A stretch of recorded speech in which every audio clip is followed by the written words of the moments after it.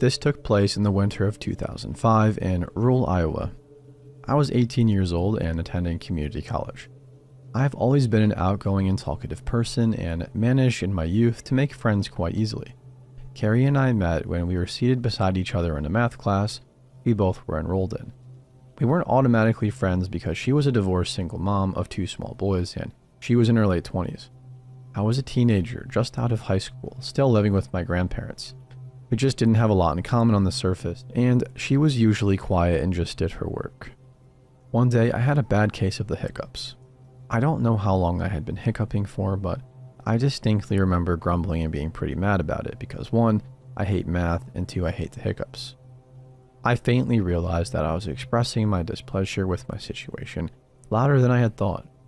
When I felt Carrie's eyes on me, I looked up from my desk and said, "Ugh," while hiccuping a bunch of times. "What?" She smiled and started asking me all kinds of questions about my hiccups. Did they hurt? Was it a sharp pain or a dull one? Was it making me angry, and what did it sound like? This whole time I'm answering her questions, thinking that she's nuts. When her final question is posed, she says, "Can you hiccup one more time so I can hear it?" I tried, but they were gone. She was a damn genius. I started hanging out with Carrie more and more at school, and then we started going to her house to smoke bowls and cigarettes until I would finally get tired of her screaming kids or tired of watching her surf through her matches on dating sites all over the web. That was the thing about Carrie that I hated.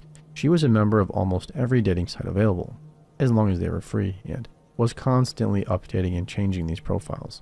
Her entire days were consumed with checking out matches or chatting with men on Yahoo Messenger. All of this seems innocent enough, but it didn't end with the internet. It started there. She would decide to meet these men, sometimes having them over to her place or going to their houses. She always slept with these creeps too. And while she occasionally dated the same guy twice or maybe 3 times, she was very clearly not seeking an actual relationship. While I was worried about Carrie's overly sexual behavior and her attitude, I didn't feel like it was my place to say anything. She seemed to understand that what she was doing was indeed risky because one time she asked me to come over to her house because a guy was coming to pick her up and she wasn't sure if he was who he said he was or not. I told her I didn't know what the heck I would do to help. I'm 5'0" and 125 pounds soaking wet. But I went ahead and went over to her house to wait the arrival of her newest love interest. Right on time, Mr. Internet shows up and my friend leaves. Fast forward a couple of months and Carrie found a new guy in a town that I call Louisiana in my head because he claimed to be from the swamp somewhere outside of New Orleans. Louisiana didn't have a vehicle and therefore was unable to visit. I guess the fact that she couldn't go out with him and screw him made this man so much more appealing than the rest. She would literally not shut the heck up about wanting to meet Louisiana. Apparently, he had told her that he lived in the biggest house in his small town, about 2 hours, one way from the town we lived in. He supposedly had a large amount of money in stocks and bonds somewhere in New Orleans in a safety deposit box. He described his home as a big, beautiful 3-story Victorian with 5+ bedrooms and 3 bathrooms. He also spoke in a cute Cajun accent.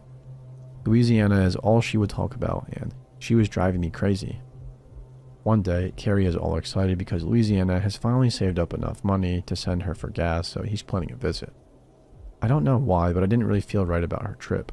But I was very suspicious of this guy. I told Carrie about how I felt, but because I had no actual evidence of his creepiness, it was nothing more than a gut feeling. My gut was not getting in the way of her weekend with Louisiana, that's for sure. Apparently, I was not the only one who felt that this guy may be a creeper, and Carrie's Aunt Becky decided that she would be going with her niece to meet this too-good-to-be-true guy. I should mention that this savior aunt was really only 3 years older than Carrie, so while she was older than both of us, she was only 29 or 30, really, and a very heavy drinker. I look back and have absolutely no idea what the heck possessed me to go with them to meet this man. But for some reason, I decided to tag along with Carrie and Aunt Becky to meet a man that I was almost positive was a creep. I of course lied to my nanny and grandpa, telling them that I was staying the weekend just across town at Carrie's house. As I am typing this out, my face is flushed, my hands are shaking, and my heart is beating so fast and hard that I feel like I might pass out. The events of this particular evening are fuzzy and broken. I've never said a word of this to anyone ever. Carrie, Becky, and I never spoke of it, and I moved to Texas just weeks after this happened. I have kept my mouth shut about the entire thing because I know that I was stupid to go with them. The 2-hour drive seemed to go by in absolutely no time at all, and I was very obviously anxious about meeting this dude. Carrie and Becky both seemed unconcerned and passed around a joint and bottle of some alcohol. I hit the joint hoping to calm down a little bit before getting to Louisiana's Victorian mansion. I was immediately alarmed upon the arriving at the mansion in question. Dilapidated old house was a more accurate description. The house had been painted white recently and was 3 stories, so I decided to not judge the house by its street view. Louisiana had promised it was not a problem that Becky and I both decided to tag along, and had invited a friend of his own to stop by for a little while later that evening. He had told Carrie earlier that day that since he slept upstairs in the bedroom, we ladies could have the whole second story to ourselves. When I saw the outside condition of the house, I felt another gut-wrenching feeling that something wasn't right. I told my friends that I was too lazy to carry my overnight bag inside and said that I would get it later. They shrugged it off as nothing, and Becky and I exchanged a quick nervous glance before following a very excited Carrie. The front door opened before we even reached the porch, and out stepped a short, doughy white guy with thinning hair. "Howdy there. Y'all ladies must be my ladies' friends." I almost laughed out loud at this man's quite obviously fake Cajun accent, as Carrie had called it.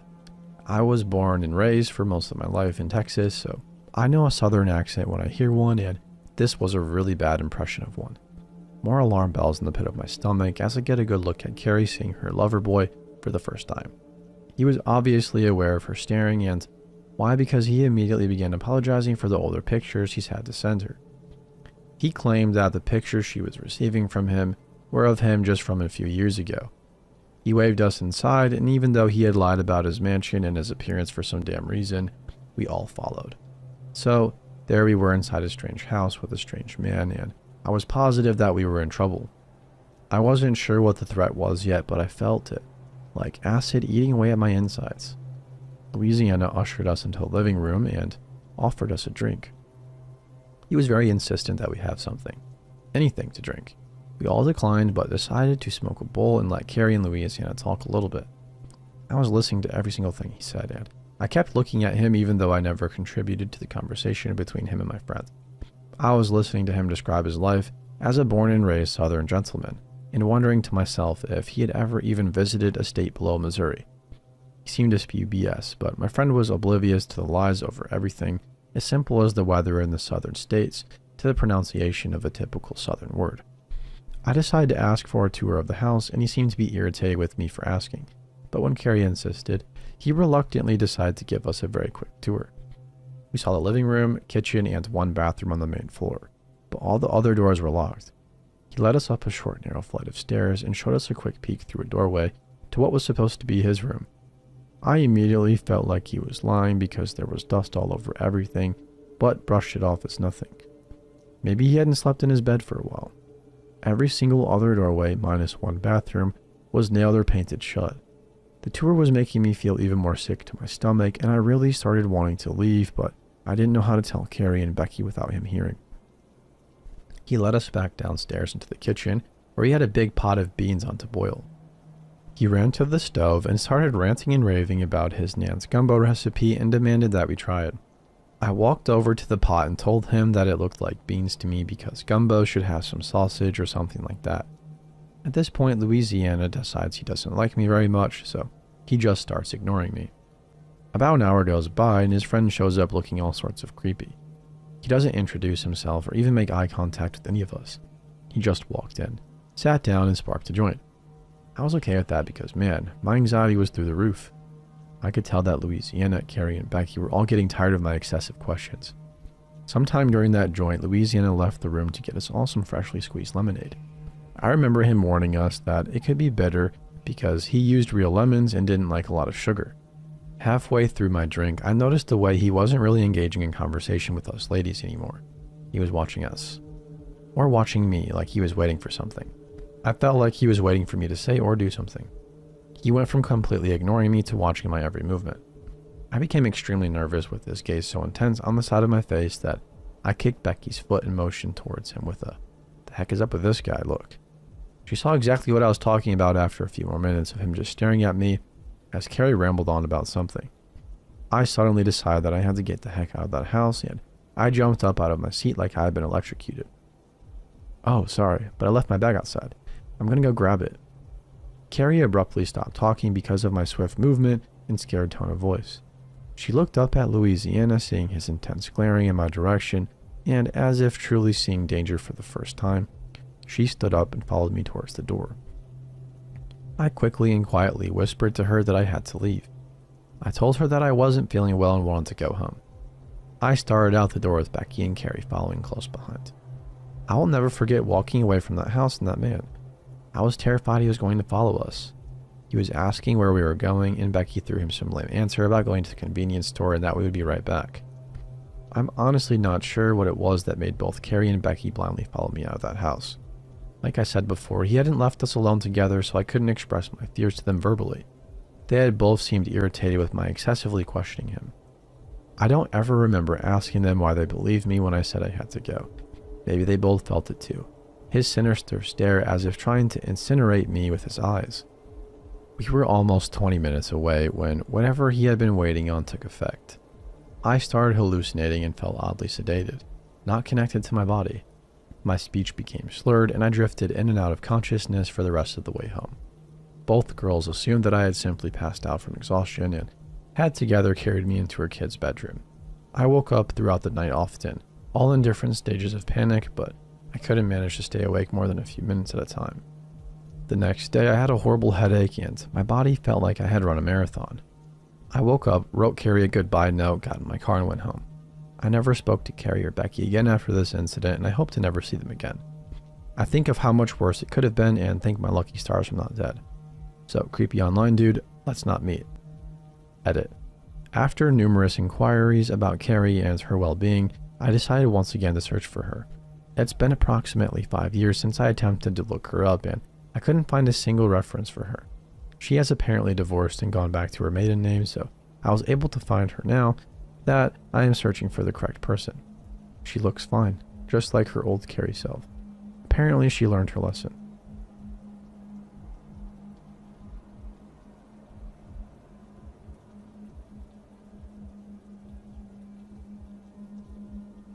Some years ago, couch surfing was still a new thing, and I, female, early 20s at the time, was a very active user on the platform.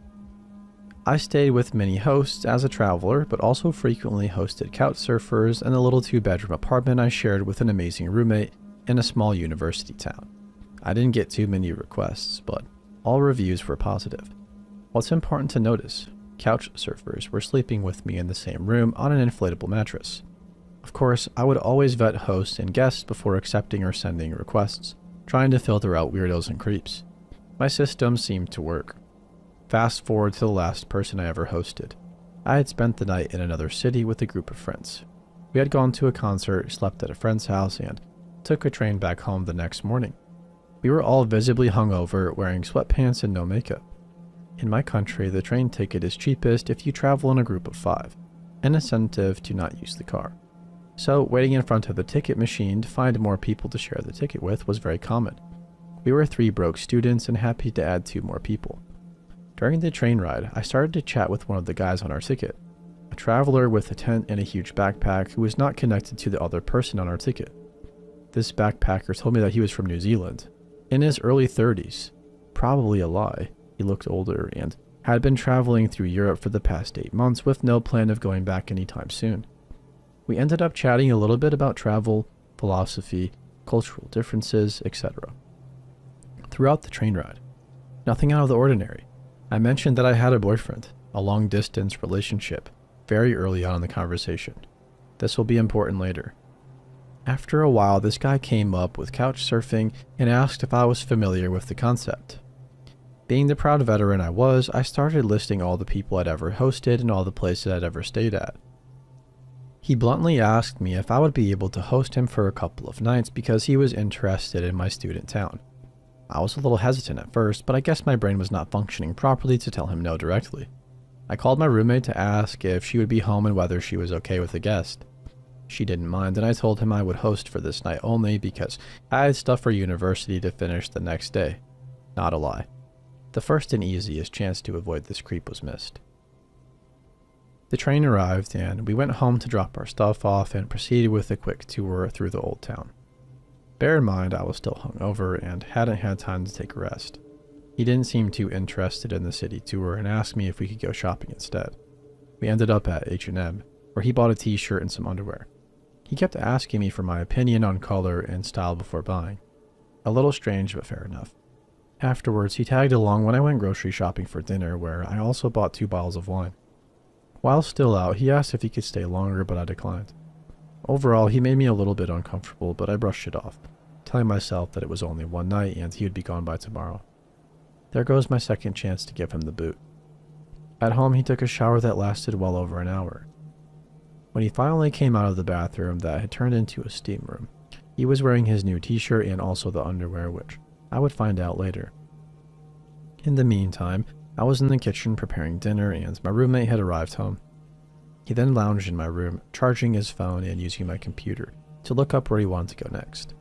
This was before smartphones were widely used. When I went back to my dorm, I casually asked him for his profile on Couchsurfing, the reason why he was sitting in this very room. He casually replied that he had deleted his account a while ago. What the heck? Why would a person backpacking through Europe delete their account? It didn't make any sense, and in hindsight, I should have kicked him out then and there. No further questions asked. But it was already evening and wrongfully felt like I had to be a good host until the next morning. Big mistake and third chance missed. Dinner was fine overall. We ate and shared a bottle of wine and 3. My roommate, however, couldn't stay with us for longer because she worked in the hospital and had to wake up really early. Helpful for later. The couch surfer creep stayed seated at the table and reminded me that I had bought another bottle of wine, which should be opened now. I politely told him that I was done drinking for the night. Remember the hangover? But if he wanted, I could open the second bottle for him alone. I thought he would decline, but I was wrong, obviously. He proceeded to drink half the second bottle, and once he noticed my liquor collection, he tried to convince me to do shots with him. I gave him the same reply as before, and he went for 2 or 3 shots while I was watching him. The quality of the conversation downspent rapidly, and I said I would stay in the kitchen for a little bit to do the dishes and work for university, and invited him to relax in my room in the meantime. Translation for, leave me alone and go to sleep. I was seriously not in the mood for dishes or work, but figured it would be better than talking to him. This plan didn't work out because he kept bouncing back and forth between the kitchen and the room, trying to strike up a conversation again. I was not very interested though, and eventually he gave up and went to sleep around midnight. Once I heard him snoring, I went to bed as well. All good, you might think. Well, far from it. During the night, I had a weird sensation. It felt like something on my mattress was moving. I later found out that the guy had reached over from his mattress to pull on one corner of my bed sheets in an attempt to wake me up. At night, however, I wasn't aware of this yet, but it kept me drifting in and out of sleep. Around 4 a.m., the couch surfer decided to go to the bathroom. Once he came back, instead of going back to his bed, he stood at the end of mine, staring at me for several minutes while I was wide awake but pretended to be asleep. At this point, I freaked out internally and was cursing myself for my naivety on the train. Eventually, he went back to his bed but immediately started whispering repeatedly, "Are you awake?" I figured I had to answer, pretended to just have been woken up, and asked in an annoyed voice what he wanted. He replied, "Well, I woke up and I have a lot of energy in me, and I want to use it up." Appear romantic. Me. And why are you telling me this? Well, I know you have a boyfriend, but it's really difficult as a guy to travel alone for such a long time. Whose heart wouldn't melt after such a passionate declaration of love? I just told him that wasn't my problem, jumped out of bed and went to the kitchen. No way was I going to stay with him in the same room after he admitted to wanting to use up his energy. He followed me to the kitchen and asked why I was no longer in bed. I answered that I didn't feel comfortable with him in the same room anymore and would like him to leave as early as possible. He pointed at the t-shirt and underwear he was wearing and said, "I only bought those for you, you know, and spent $30 for nothing." Thanks for the effort, I guess. I simply shrugged and opened my laptop to distract myself. Instead of packing his stuff and leaving immediately, he was restlessly bouncing between the kitchen, bathroom, and my room, doing a series of weird things I don't all remember. The top 3 of those were washing his hands and face at least 10 times in a row. Pre-COVID, mind you. Filling a glass with water, circling it around, and pouring it back into the sink repeatedly with the water running from the tap, and when I asked him what the heck he was doing, coming awfully close to me, looking me into my eyes intensely, saying, Some things from the childhood they remain, and you can never go back and change them. This last thing really freaked me out, but thankfully that was the time my roommate woke up and entered the scene. I quickly filled her in about the night's events in a language the guy didn't speak. Finally, he got the message that there wouldn't be any energy use up time and started packing.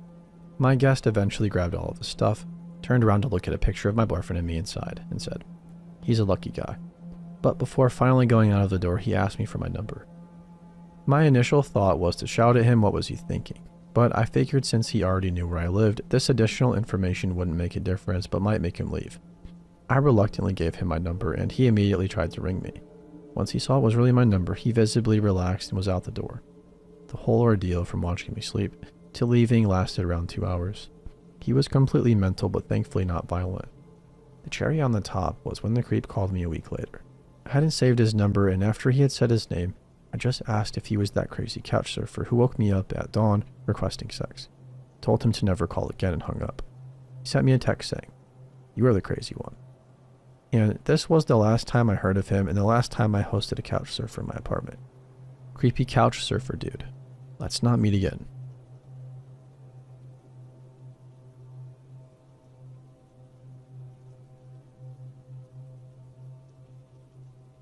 Around 2 years ago, my friend Jenny decided to throw a party for her birthday. She had not celebrated her birthday in many years and was really excited to do so again. Something important to know about Jenny is that she was an addict at this time. It was all kinds of different drugs. I think it mostly depended on whatever she could get at the time, but it was pretty bad. She is a lovely person and doing well right now, but I do think that her drug use was one of the reasons why all of this went so wrong. Her friend circle consisted mostly of people she used to hang out with. She had a few good and close friends, but not very many. A week before the party, I asked her how many people she had invited, and she said around 80. I laughed and asked her why so many. She said, "Well, I also invited people that I don't know really well, but they're chill." This was already kind of a red flag for me. That night, I had another party before hers, so I was already tipsy. I knew that the other party would be mostly people I did not know on hard drugs, which I had never done and had no experience with at the time, so I needed some liquid courage. I went with my friend Noah. She had rented a small venue to fit all of the people. It was a pretty much abandoned lot on a very quiet street. There were almost no houses, only a few factories. The layout is pretty important to know. Basically, you had the entrance with a tiny yard for people to smoke. Then you had to enter the building and go up the stairs to get to a living room or a kitchen type area. And next to that was a small room with a DJ. Everything was fine at the beginning. I did have a lot of fun. Around 1 o'clock, there was a small fight. I didn't witness it, but I was told immediately after. Apparently, there were 4 guys who tried to get in, but only one of them was actually invited. They were told to leave by some of the guys, and when they didn't, there was a small fight. Nothing noteworthy, I thought then. I asked Noah if he wanted to go out for a smoke. He said that he would finish his conversation, and then we could go together. A little while later, we walked out of the kitchen and towards the stairs, but there were like 6 people bundled up at the top of the stairs.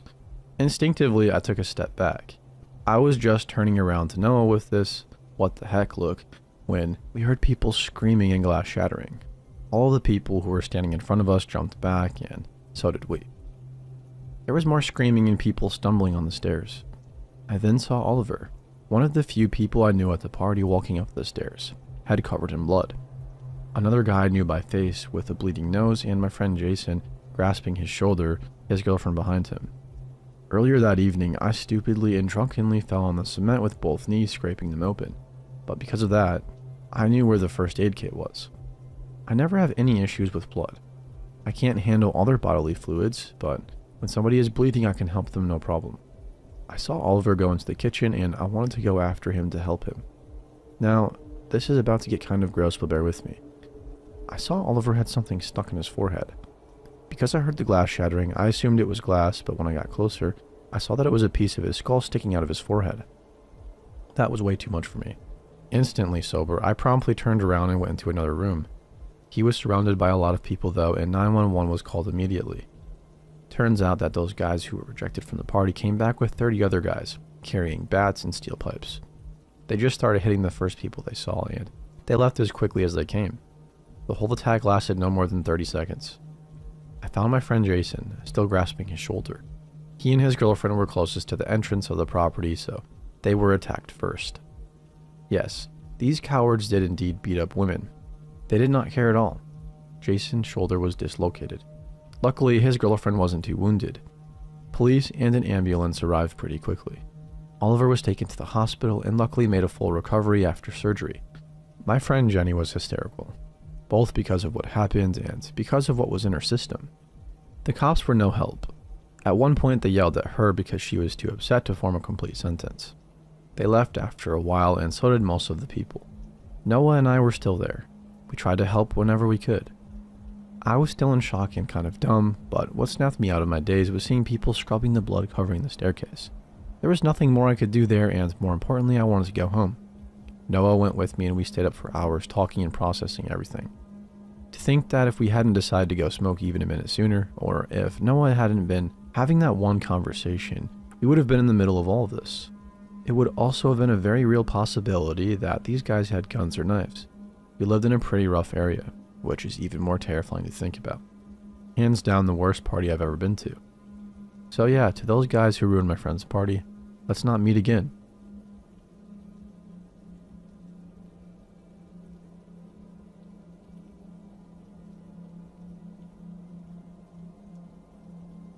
So let me get a couple of things straight.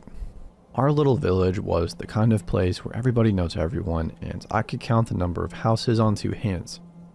We were a really quiet and close-knit community, and nothing ever happened there. Proper out in the sticks stuff. One night a few years ago, my mom and stepdad had gone out to this concert and left me in charge of my little brother and the dog. I wasn't very old, probably 14, and I felt really proud that my parents trusted me enough to do this. I thought I was a pretty cool big brother, and I thought we'd be doing cool babysitter stuff like staying up late, eating pizza and stuff. I'm kind of glad we did because I don't know what would have happened if we hadn't. At about 10:30 the power cut out. I didn't think anything of it because the weather hadn't been great lately and I figured that had something to do with it. I got some candles out on the cupboard and lit them up and put some of our favorite songs on. As soon as I sat back down, Sonny, my little brother, turned to me and, being the weird little kid he was, told me very calmly that somebody was outside. I was a little perturbed by him, but the dog hadn't done anything, so I presumed it was just the neighbors or something. He just shrugged and went back to his drawings. There is a running joke in our house that you don't need a clock with the dog around because he is such a creature of habit that he will consistently get up at exactly the same time every night to tell you that it's time to initiate his nightly go-to-bed protocol. It was about 3/4 of an hour after the power went out when my dog decided that now was the time. I told Sonny to go get the dog his biscuit while I let him out for a pee. Now, our kitchen is an extension to the original house and so, as such, has a flat roof that's competitively low to the ground compared to the rest of the house and offers easy access to the bathroom window. As I opened the door so the dog could do his thing, Sonny pushed past me in the doorway and whispered, "I know you're out there and I'm calling the police." As he turned around with the biggest, proudest smile you've ever seen on his face, there was a very distinct rustling coming from just above the doorway. I don't think I'll ever forget the way Sonny's face dropped when he looked just above my head. I looked up. The man sitting on the roof above me panicked, tried to kick me, and then ran off into the next door's garden, and presumably into the cornfields surrounding our village. I was scared shitless, and Sonny was bawling his eyes out. I ushered him inside as quickly as I could and got a knife from the kitchen. We both went to his room, and I told him to try and get some sleep while I waited for our parents to come back. It wasn't an agonizingly long 4 hours before they did. My stepdad immediately went outside to check to see if everything was okay. I heard them talking about how something had smashed the fuse box. Obviously, we called the police, but they didn't come until later that day. They did a search of the immediate premises and found a makeshift bed in a nearby disused barn, along with pictures of silhouettes of us in the shower through the frosted glass. I think it's pretty safe to say the whole experience definitely shook us up. We moved out as soon as we could, but I still shut curtains whenever I could, and I see shadows underneath every door I see. Sonny keeps quiet about it, but I'm not sure if that's just because his brain has cut it out or what. So yeah, weird kitchen roof stalker. Let's not meet, please.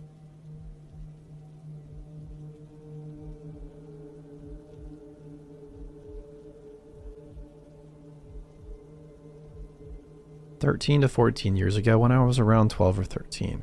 My family had a gathering at my grandma's house, which we did very often back then. My brother, cousins, both boys, and I, a girl, were playing in the inflatable pools in the backyard. The neighbor kid, probably my brother's age, like 15 or 16, climbed his fence so he could talk to us. We were having fun joking and chatting with him, so he asked if he would like to join us. My grandma gave the okay, and he came over to partake in the festivities. Everything was great until my cousins and brother went inside to help with something. I got nervous when they left, but I'm a socially anxious person who was especially nervous around guys, so I pushed it aside. Suddenly, the cool kid from next door became a jerk. He started hurling insults at me while smiling. I figured he was just playing around, so I did it back. We started splashing each other, but then he got super aggressive, splashing me so much that I kept taking in water. I turned my head away and told him to slow down, still kind of laughing. When he didn't stop, I got serious and told him to knock it off. He stopped. I was clearing my eyes of water when he grabbed the bucket. He filled it with water and put the bucket on my head. I went to take it off, but he shoved me down. I got the bucket off and asked what was wrong with him, and he just grabbed me and shoved my head under the water. I was flailing, searching for his face to scratch or hit, but the angle he was at made it impossible. I got dangerously close to passing out when he was pulled off me. I came up gasping for air, and my brother pulled me behind him and asked the kid what the heck he thought he was doing. This little douche laughed and said we were just playing.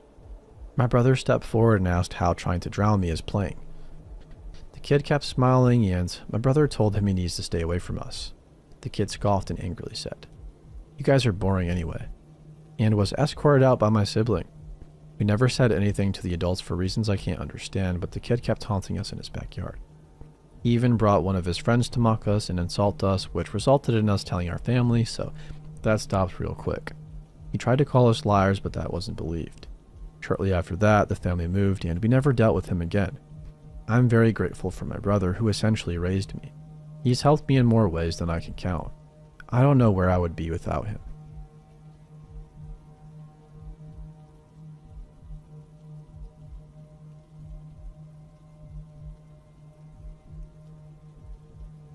I went to a wedding of my friend Courtney about 2 days ago, and I still can't shake my mind over what happened. For context, I grew up in a very religious household and went to church every Sunday, and Courtney is probably the only person from my old church that I still keep in contact with. The situation started at the reception. Courtney was super excited to see me and was definitely the only person who felt that way, judging from all the stares from people at my old church. I sat down at my table and started playing something on my phone when some guy sat next to me. He said that the seating chart said he was supposed to sit at my table and introduced himself as the groom's friend Anthony. He was pretty cute, so I spent a lot of time talking to him, and we really hit it off. He didn't seem to judge me for being an atheist and seemed genuinely interested in me. When the dance started, they started playing Brown Eyed Girl, and he offered to dance with me. We danced together for most of the night until he left to go to the bathroom, and a little later I did too. When I came out, I saw that my purse wasn't on the table, which was weird because I swore I left it there. I was tired and thought I had just left it in my car, so I went into the parking lot and into my car to look for it and found it on the center console. I still thought it was weird because I really thought I had brought it inside, but at that point it was pretty late in the night, so I didn't think much of it. I danced some more and noticed Anthony was gone. I asked the groom, who said he had gone home because he wasn't feeling good.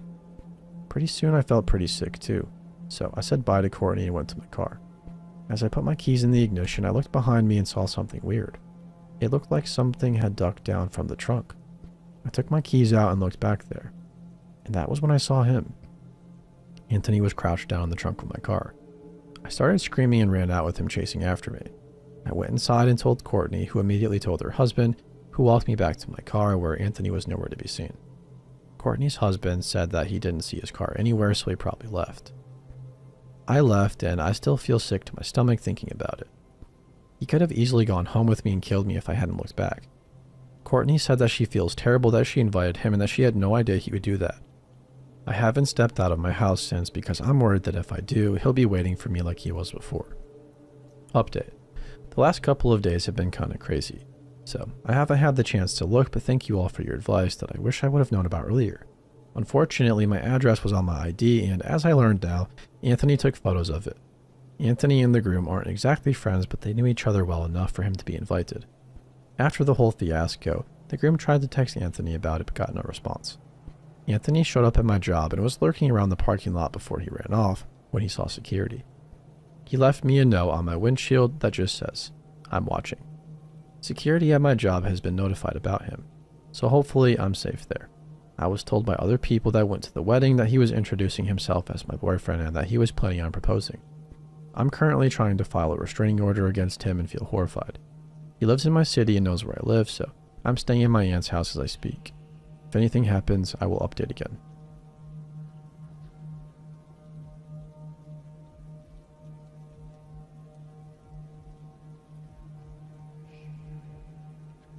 This happened when I was about 11. My two friends and I, all of us male, were swimming in my friend's backyard one night around 10 p.m. My friend's house borders the junior high school property and is separated by a chain link fence. As we were swimming, I looked over and I saw a tall man dressed in black and a baseball hat, standing there zombie-like almost, just watching us. For some reason, I didn't get scared. I just thought it was weird. I mentioned him to my friends, who both look over and immediately start screaming their heads off and screaming away to get out the pool. Their reaction woke me the heck up to the reality of the situation, and I almost crapped my swimming suit. We were one by one trying to use the ladder, and I was in the rear, so as I'm waiting, I look over, and the guy is scrambling up the fence as fast as he can. He made it to the house and managed to slam the door and lock it as he reached the door. This was the back door, which was like 80% clear glass, so he just stood there looking at us as we screamed our heads off. I notice he's holding a freaking baseball bat. We run and hide behind the living room couch. He keeps juggling the doorknob, but luckily never uses the bat to break the glass, which would have been easy. He walks away, and my friend runs and turns the security alarm on and calls his dad, who was off running errands. My friend's dad said he was almost home and to stay inside. Anyways, we turn the TV on and start to calm down when all of a sudden the freaking alarm goes off. I almost crapped my swimming suit for the second time, and our stupid 11-year-old minds decide just standing there screaming was the best option. My friend's dad happened to get home while this was happening. Gives the operator the secret password that everything is good, grabs his gun, and searches the property and doesn't find anyone. We still swam at night after that and never met the crazy dude again. Also, I'm 25 now, so don't ask why we didn't just call the cops or why my friend's dad didn't call the cops. I have no idea why we didn't.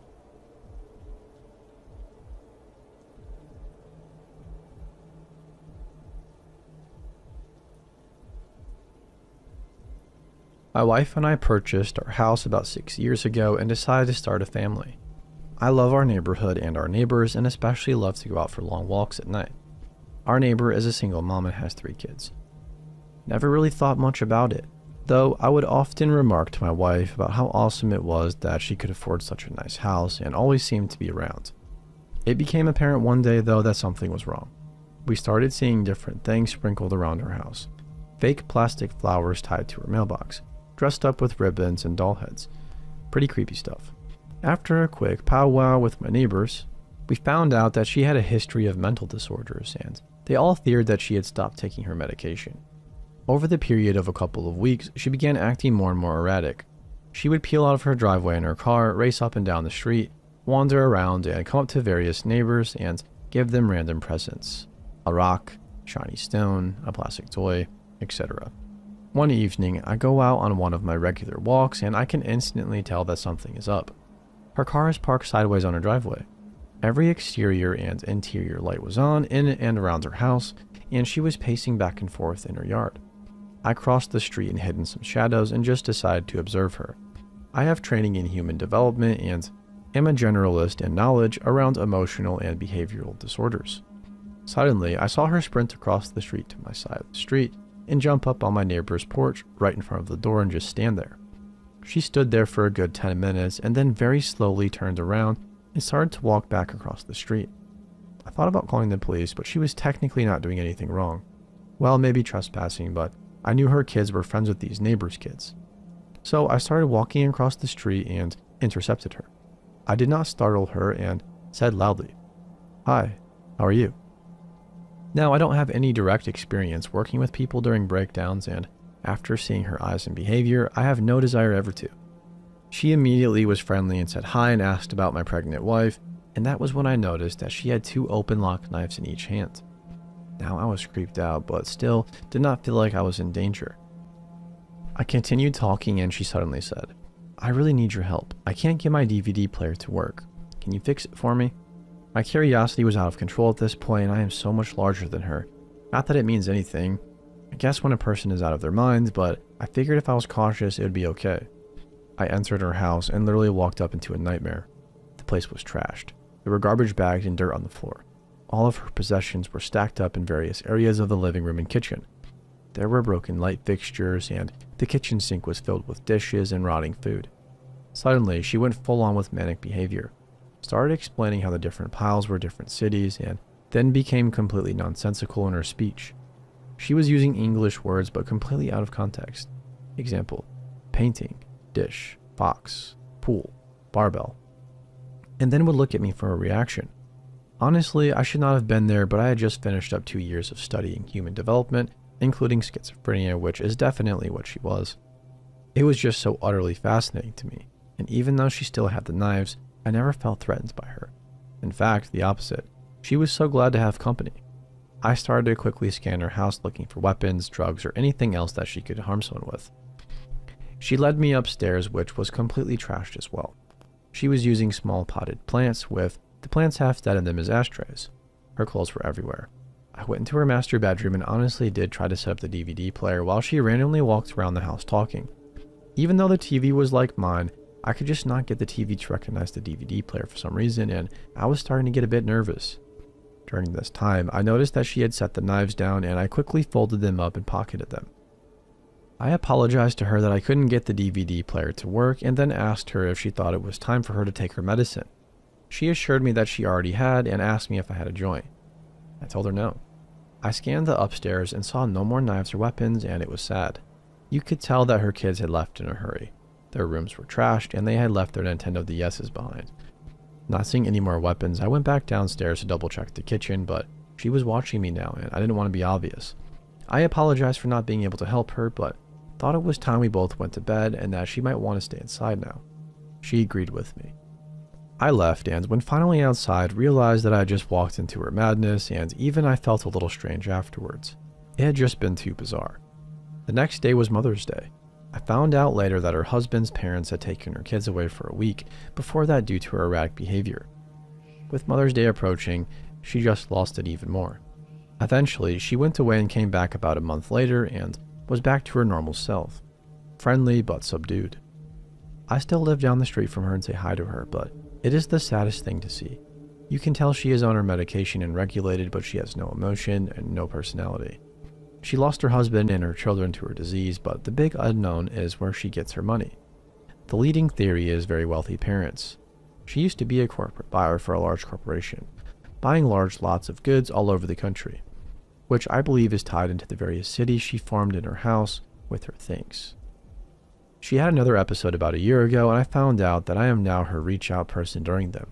I was working in my yard, and she came up to me raving mad that they would not put a stop sign on my street, which I actually agree with her about, and started swearing and ranting, and then gave me a glass stone that she told me would protect me and my beautiful family.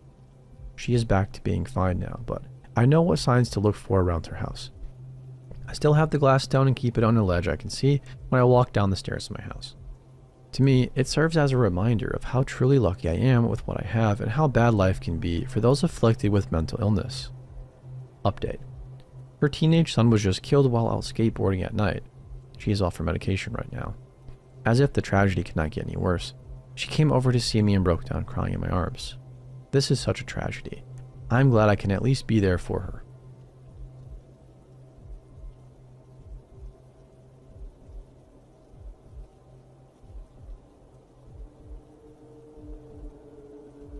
When I was 11, I used to walk home from school. It was my first year doing that. To get to my front door, you had to go up a set of stairs, and before that, there was a small gate. I lived, well, at that time, at the end of a long driveway. I'm French, by the way.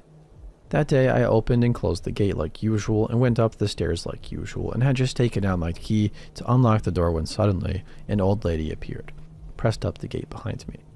To this day, I don't know if she had followed me or if she had been hiding somewhere near my house and came out and saw me. I hadn't noticed anyone behind me while I was walking, but I wasn't paying that much attention either.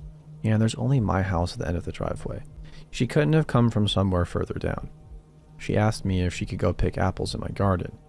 It might sound harmless, but the way she appeared made me immediately suspicious. I honestly admire my 11-year-old self because I told her I would go ask my dad and come back to tell her. The thing is, nobody was home. I opened the door and locked it behind me. Very quickly, I saw the front door handle move. She was trying to open my door, probably thinking I hadn't locked it. The time between me entering the house and her trying the door was so short that it means that she didn't even wait a second behind the gate. The moment I went inside, she came up, opened the gate, and climbed up the stairs. And honestly, trying to open someone's door instead of waiting for them to come back is already extremely suspicious. That's when all my instincts were confirmed. I panicked and went to hide in the basement. As I was going down, I had heard knocking on the door. I was shaking. Sure, she was just an old lady, but who's to say she wasn't armed or even that she wasn't really that old? What if that was her disguise? I hid inside a couch in the basement with the lights off. After a while, I came back upstairs. I hadn't heard any glass breaking or the door being forced open, and my key was still in the lock, so she couldn't have used a duplicate. I looked out the window and saw her. She was standing at a distance watching the house. She didn't see me. Eventually, she turned around and left. I was scared to come home alone for about 2 months after that. My parents never really understood what happened and always downplayed it. I sometimes wonder if they were just uncomfortable with the idea. To this day, I don't know what the heck was even that.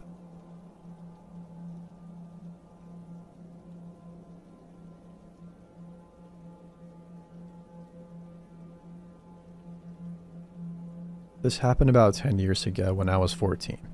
I am German. My mother's family emigrated to Bolivia when she was little. She feels Bolivian, and a lot of my family is now part Bolivian. And a lot still lives there. My mother came to Germany after 30 years of living in Bolivia, and I was born there. My uncle, who lives in Germany as well, got married to a Bolivian woman.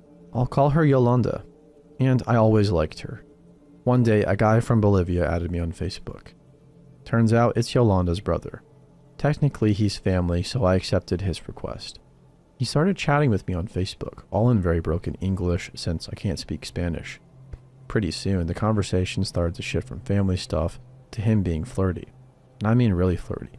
He was in his mid-20s then and I was 14. I told him I didn't want him to be so flirty with me and he said sorry and that was it. For a day. He then literally spammed me with messages about how I was the most beautiful girl in the world and how he would marry me if he could. I ignored him.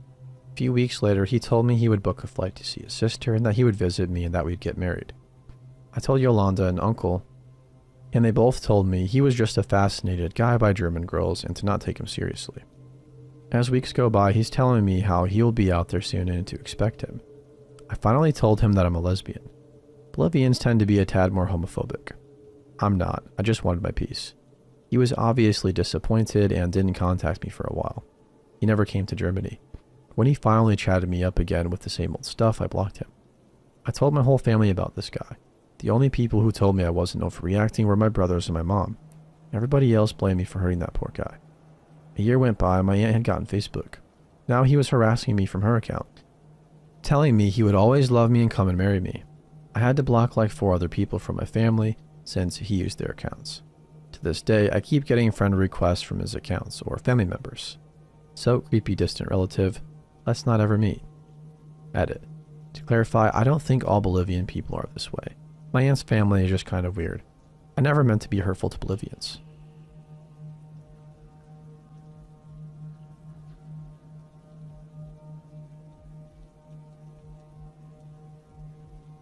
Canadian female here. When I was 14, my family went on a camping trip. The group consisted of my parents, grandparents, my 12-year-old sister, and my 7-year-old cousin. My cousin was getting pretty bored of campfires as a kid does, so we decided to walk to a park a couple of streets over. We were parked in a campground, as opposed to out in the woods, so this park was accessible and in the sight of the majority of campers.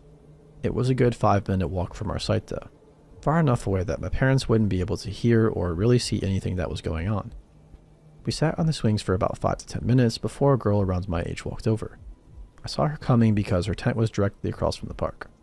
She sat on the swing beside me and started talking, asking me where we camped, how long we'd been here for, what music I liked and stuff. She kept her head down the whole time, making eye contact maybe 3 times. She seemed distracted and possibly upset, so I smiled and tried to make friends. Unfortunately, that wasn't her plan. About 10 minutes into our conversation, she said goodbye and headed back to her tent. Not 2 minutes passed before a man in his mid-20s stepped out after her and proceeded to walk towards me with a huge grin on his face. He must have been her brother. My first reaction was to assume he was mentally handicapped. Why would an older man be smiling at me so excitedly? I gave him a small smile and tried to look away, but he was barreling down the street towards me, refusing to break eye contact. When he reached me, he said, "Hey," and asked me how old I was, what my name was, etc. I stayed sitting in my swing, responding politely as a naive 14-year-old would as my sister and cousin stared at him. They were obviously freaked out but didn't know what to do. He then asked me if I liked Justin Bieber. Even though I wanted to support our fellow artists, I said no. He then asked me if I liked One Direction. I said they were okay. What Makes You Beautiful had just been released and I genuinely enjoyed it, which I had talked about with who I assumed was his sister. He asked me if I wanted tickets. At this point, my sister and cousin, although so young, knew something bad was happening. They took off sprinting towards our trailer and I started standing up getting ready to leave. I told him no, I didn't want tickets. I felt squeamish as I had a feeling he wasn't asking for money. As a 14-year-old who looked 11, it was obvious that I didn't carry cash and there was no way in heck that he wanted me to go ask my parents for some. He persisted, listing Katy Perry, Lady Gaga, Bruno Mars, etc. I started walking away at this point and told him no, that I wasn't interested. I got scared that he was going to follow me, but thankfully he didn't. And I was able to walk home at a normal pace. When I got there, my cousin was crying while my sister was trying to explain what was going on. I tried to calm them down and told everyone what happened. Again, as a naive child, I started pushing down my feelings of danger and instead forced myself to believe he was simply selling concert tickets. Thankfully, my mom is quite strong-headed and saw through it. She made me point out the campsite and dragging me with her, walked up to the family and gave them shit. I was embarrassed at the time, but thankfully, my mom is as confident and tough as she is. I'll never know what exactly he wanted from me, and I'll never know what he did to that little girl to turn her into a scout for his sick scam. But I am glad that I had the paranoid, ballsy family that I do to protect me. Who knows what would have happened if I didn't.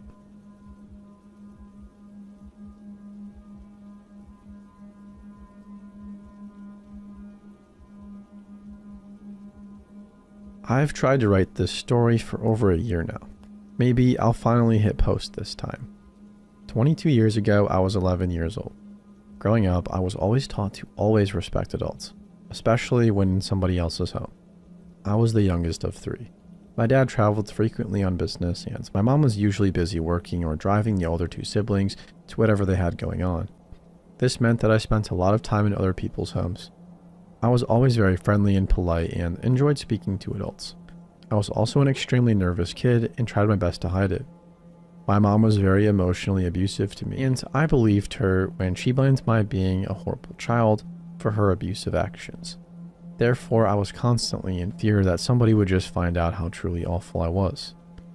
My approach to life at 11 years old was be polite, never make waves, and don't make mom mad. It was the week of 4th of July, and a girl I went to school with, Leah, invited me and another girl, Carla, over to swim in her pool and spend the night. I'd known both girls for about 5 or 6 years, but had only recently become better friends. My mom dropped me off and gave me the usual, have fun and don't embarrass me. I remember having so much fun the whole day. I was young for my grade, so while I was still 11, Leah and Carla were 12. They flirted with boys and wore bras and stuff. But I was a tomboy and flat as the floor. Leah and Carla were cool. We had the best time together. At night, we did girly things like talk about boys and play with makeup. It was so different from my normal summer night hangouts, playing capture the flag with the neighborhood boys. The next morning, we were still giggling and having fun. Leah asked her mom if Carla and I could spend the night again.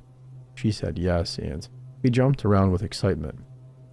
It was the 4th of July, and Leah's dad was coming back from wherever he had been the night before with fireworks. A bit later, Leah's dad pulled into the driveway. I'd never met him before. He stepped out of the car wearing cut-off jean shorts and no shirt, smoking a cigarette. His hair was straggly and greasy. Leah said, "Hey, Dad," and he replied, "Who is this?" looking at me. I introduced myself and he walked inside. Leah's mom told us to pick things up around the house because they were having some people over.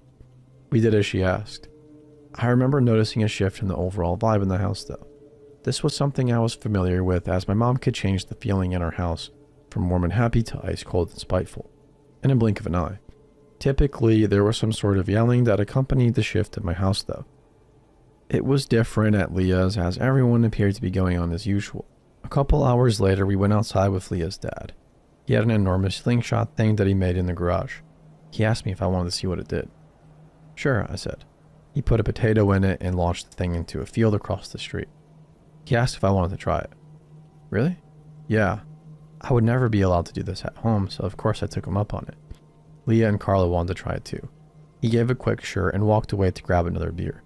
Once they were finished, he asked if I'd like him to show me some cool tricks that he could do with the slingshot. He addressed me directly by name. He did not ask Leah or Carla. This felt weird, but I smiled and wanted to keep being polite since he was an adult and I was in his home. Friends of Leah's parents started to trickle in. Leah, Carla, and I went back and forth between playing in the pool and the garage.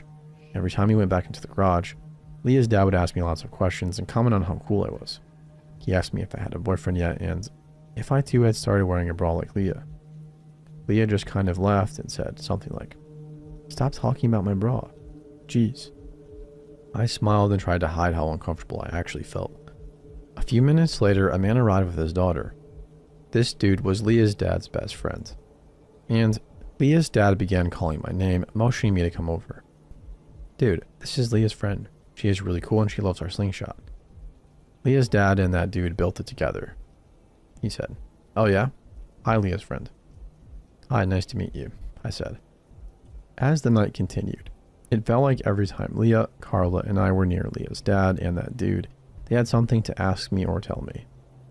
Leah and Carla didn't seem to think that was weird or even notice, really. It was now dark. The fireworks were done, and I was really getting tired of having to engage in conversation with Leah's dad and that dude. They smelled like cigarettes, and they put their arms around my shoulders a couple of times. I didn't like them touching me, but I never said anything. I acted like everything was fine and just laughed it off. I suggested that we go back to Leah's room to play this game that we had played a few times over the last couple of days. Finally, we were away from them. Then Leah's dad and that dude came into Leah's room and said we should come outside to the bonfire for s'mores. They also had another brilliant idea for us, that we should sleep in the camper tonight. Leah's family had a camper at the very end of the backyard, right next to the bonfire. Leah and Carla loved the idea, but it made me feel sick. I didn't want to spoil any fun, and I didn't want to offend Leah's dad or dude. They were adults, and I was still in Leah's dad's house, so I had to be nice, but all I wanted to do was run away from both of them. We were walking out to the backyard carrying blankets and pillows. Dude walked up to us and said his daughter wanted to join us in the camper tonight. Dude's daughter was only a year or so younger than me, which was 10, but she was smaller and acted much younger. She was timid and very quiet. When she did speak, it was almost babyish. Leah's dad and dude were getting more drunk by the minute, and after we finished getting set up in the camper, dude's daughter asked me to take her back to the house to go to the bathroom. I just met her a few hours before, but she seemed to sort of cling to me. When we were walking back to the house, about half a football field from the camper, dude's daughter grabbed my hands while we were walking. She asked if she could sleep next to me in the camper. Sure, I said. On the way back from the bathroom, dude's daughter took my hand again and held it tightly the entire way back as she sucked her thumb. She clung to me and asked me again if I was going to sleep next to her. This made me even more nervous. I just wanted to run away. We all got situated in the camper, and Leah, Carla, and dude's daughter were asleep pretty quickly. Leah's dad and dude were joined by another guy whose voice I didn't recognize. All three were right outside the camper sitting by the bonfire. They were very drunk and loud. Something was wrong about this situation, and I was hoping that I'd make it through the night. Suddenly they were quiet. I felt the camper moving. The door was opening. It was Leah's dad. He whispered, "Leah's friend," using my real name. "Hey, Leah's friend." My back was turned toward him and I pretended to be asleep. Didn't move and didn't answer. I just waited. After a few minutes, he went back outside. I heard him say, "She's asleep." Dude told him to just wake her up and tell her that we have something to show her. A few minutes later, Leah's dad returned again and started whispering my name. When he went back outside, Leah's dad told him I wasn't waking up. The third guy told him to just shake me. Thankfully, I positioned myself furthest from the door on an upper bunker with dude's daughter next to me. Leah and Carla happily took the bottom beds, which blocked any way of reaching me or dude's daughter. Leah's dad and dude came into the camper a few more times after that, but didn't say anything. They eventually passed out around the fire. I thought that night would never end, but eventually it did. When we finally got out of the camper, we went back to the house and I called my mom to pick me up. It was like nothing ever happened. I literally felt crazy the next day. I was surrounded by people, yet nobody noticed. I questioned myself and the entire experience for years. What if I was just being paranoid? What if I had interpreted the whole night completely wrong? Leah and I quickly drifted apart. I never went back to her house, and I never told anyone what happened that night. Over 10 years later, during a visit to my parents, my mom was going on about all the gossip that she'd heard recently. I was half listening when she mentioned, "That girl Leah from grade school, do you remember her?" Her father had been in the local paper a few months earlier. He had been arrested and charged with sexual molestation. Apparently, there had been other claims a couple of years prior to his arrest, but nothing came of those. I had no interest in knowing anything more about him or the outcome. I knew in my heart what he and his friends had in mind that night, but I worried about offending someone or how it would look if I had asked to leave. I didn't want Leah to be hurt or embarrassed, so I pretended to be oblivious to her dad's blatantly disgusting behavior. I still hate it when somebody tries to put their arm on top of my shoulder. After reading some of the comments, I've decided to add a part I originally chose to leave out. When I was 3 or 4, my parents went on vacation out of the country. My siblings and I were left with a family my mom knew through a friend. While my siblings were at school during the day, I stayed back. The dad was just like Leah's dad, and I was not able to escape him, and things did not end the way they did in the camper. When I was at Leah's, I knew something was wrong because I felt the same way I had back when I was 3. Dude's daughter's behavior only confirmed my fears. I wish I would have said something comforting to Dude's daughter in the moment or hugged her to keep her safe. But I didn't. I didn't say much of anything. I did have her sleep next to me on the top bunk, but that's about it. When I was about 9, I mentioned what happened when they were on vacation. My mom completely shot me down. She said there was no way it happened. She said I would have tried to fight him off and would have never let anyone touch me. Her response made me believe it had been my fault and I let it happen. I also learned I couldn't rely on her for support. The morning she picked me up from Leah's, I knew she wouldn't believe me, or worse, she would blame me. I later learned that this was her way of escaping responsibility. If she had acknowledged what happened, that would mean she would be admitting that she maybe made a mistake in her parenting choices.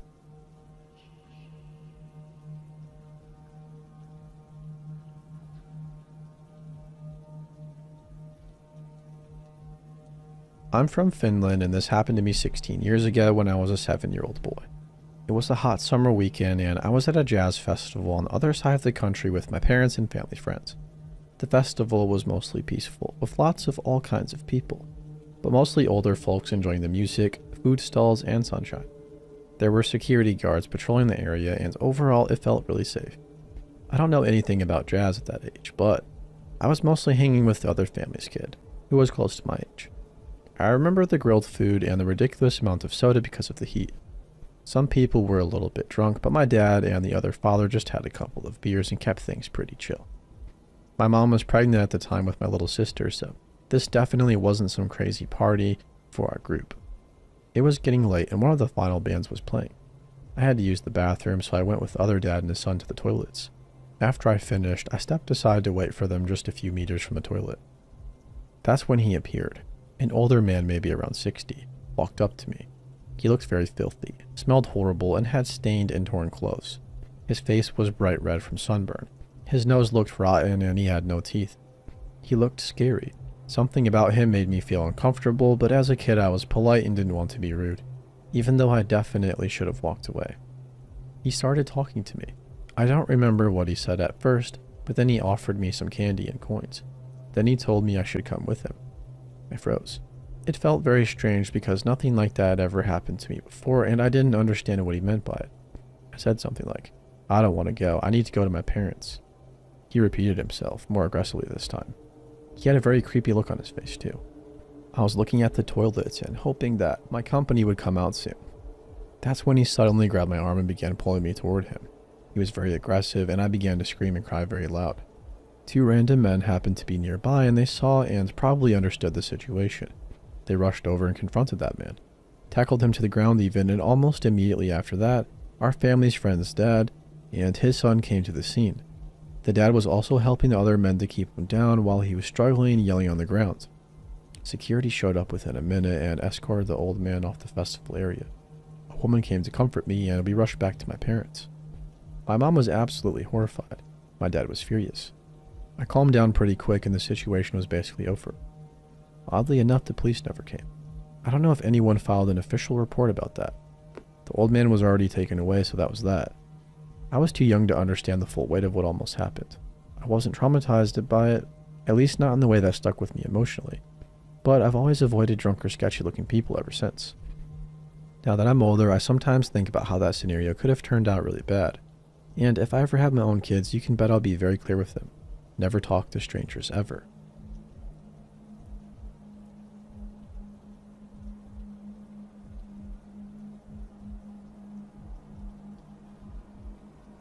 Hey, this is my first post ever, so apologies ahead of time for any mistakes or things I'm oblivious to. This story is about my brief friendship with the guy that damn near stalked me, and I'm sharing it for some closure, I think.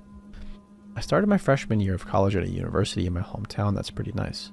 I'm not going to share too much about it, but it has a smaller amount of students, but enough that you don't really run into people often. I lived on campus and I was only 17. I had Tinder, of course, as I was fresh out of a relationship and looking to experience new things in college. I matched with this one boy named Asher, who seems nice enough. I'm pretty socially awkward, but I never really minded because I have anxiety issues myself and I'm really sympathetic to it. Because of that, I ignored a lot of warning signs I shouldn't have. We texted for a while and he seemed really nice and caring. He wanted to know a lot about me, which I wasn't too keen on sharing, but I told him the basics and we texted kind of regularly. He lived on campus as well and invited me to hang out. At that time, things didn't seem too sketchy, so I was completely down. When I first met him, that's when things started to get uncomfortable. We hung out in his dorm, which was pretty standard overall. I got cozy with him on his couch.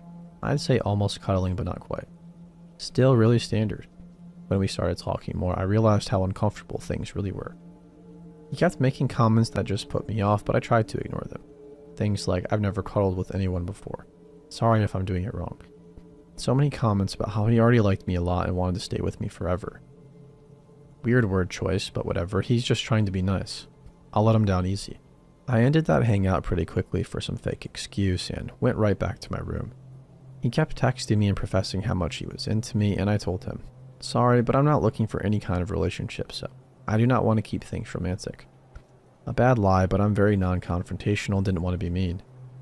That's when things started to get even worse. He sent me this long paragraph saying how it was okay I didn't want a relationship now and that he would wait for me and save his virginity for me. We had never even talked about anything sexual. I had never even really told him I liked him or even flirted back. I just never properly turned him down. It was one of the creepiest messages I've ever received. Unfortunately, that was just the start of all the weird things to come.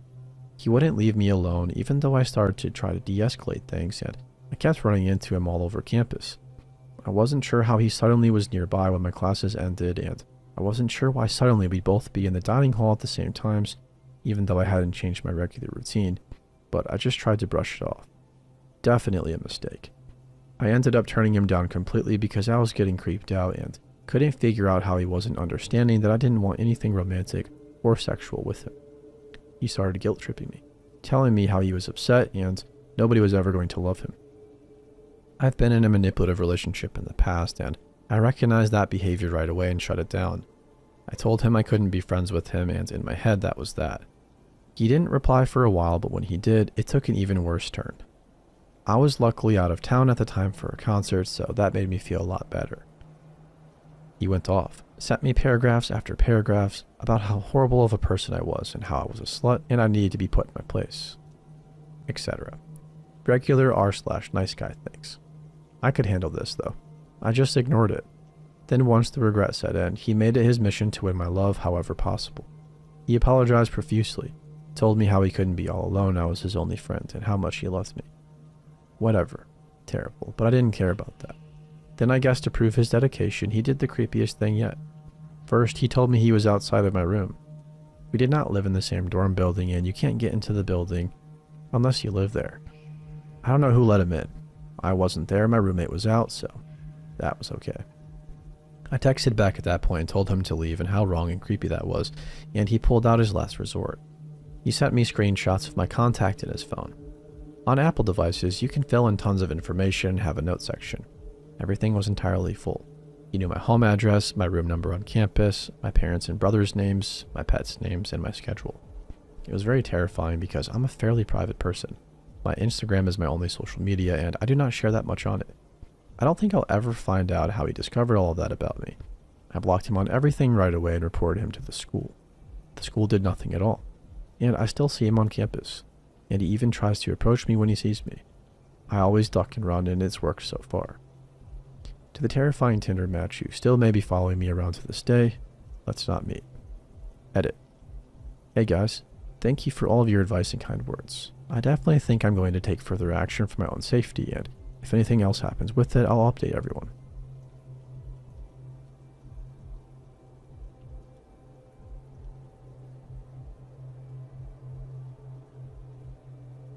I live in a pretty rough neighborhood. I have 4 other housemates, but they're all away for the festive season. We are students. At Christmas, I was gifted one of those Ring doorbells that have a camera. I attached it to the frame outside my door, which looks out towards an old pub. A couple of days went by, and then the postman rang the doorbell, which was pleasant. It worked a treat. However, a couple of days later, on my way back from work, I noticed that the Ring bell had been stolen. I hadn't even thought about this. Of course it had been stolen. I was annoyed but wasn't surprised. This is where it gets creepy though. Last night the doorbell rang through to my phone. It was very late and I was still alone in the house. The screen was dark, but it was just an image of the house. The person that stole it was sitting outside, filling my house with my own Ring doorbell. I was shaken. The area is rough and I have been assaulted and robbed once before. The image quickly turned black as if the culprit had placed the doorbell back in their pocket. I peered out of the curtain at around where I thought the person had been filming the house from, but nobody was there. Edit. Well, that's the first of my housemates to return back for the upcoming semester. After seeing how shaken I was about the whole thing, they admitted that it was indeed a prank played by another one of my flatmates. Thanks for all the supportive comments. I will need to think of a way to get them back, and when I reattach this doorbell, I'm going to make sure it's stuck for good.